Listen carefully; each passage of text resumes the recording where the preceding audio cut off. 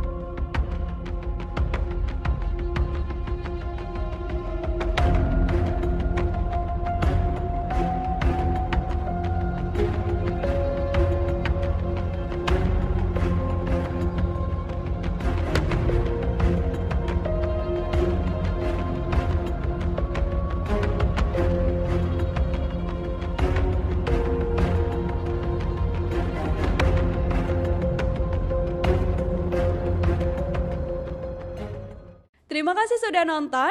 Jangan lupa like, subscribe, dan share ya.